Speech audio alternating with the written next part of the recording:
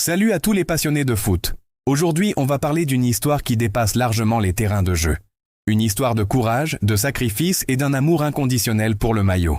C'est l'histoire de Socrate, le légendaire capitaine de l'équipe du Brésil des années 80. Vous vous souvenez de lui? Ce milieu de terrain élégant, avec sa barbe et son bandeau, qui semblait danser avec le ballon. Un vrai magicien. Mais derrière le génie du footballeur se cachait un homme avec une vision unique du monde. Médecin de formation, philosophe à ses heures, Socrate était bien plus qu'un simple athlète. Il a même mené un mouvement incroyable, la démocratie corinthienne au sein de son club, où toutes les décisions, des tactiques de match au recrutement, étaient votées par les joueurs et le staff. Imaginez ça dans le foot moderne. Il se battait pour la liberté et la justice, sur et en dehors du terrain.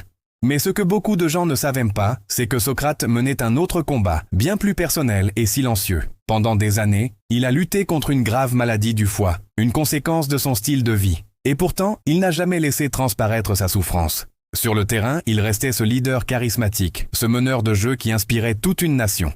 Il a continué à jouer, à marquer des buts, à nous faire rêver, tout en sachant que son temps était compté. Son histoire nous rappelle que les plus grands héros ne sont pas toujours ceux qui soulèvent des trophées.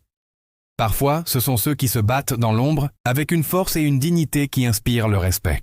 Socrate a caché sa maladie. Non pas par honte, mais peut-être pour préserver la magie du jeu, pour que le spectacle continue. Il voulait qu'on se souvienne de lui comme le docteur, le footballeur philosophe, et non comme un homme malade. Il nous a quittés en 2011, mais son héritage est immense. Il nous a appris que le football peut être un vecteur de changement social, que l'intelligence et l'engagement ont leur place dans le sport. Et surtout, il nous a montré une définition incroyable du courage. Une leçon de vie qui résonne encore aujourd'hui. Voilà, c'était l'histoire poignante de Socrate. Dites-moi en commentaire si vous connaissiez son histoire et ce que vous en pensez. N'oubliez pas de liker et de vous abonner pour plus d'histoires incroyables sur le monde du foot. À la prochaine!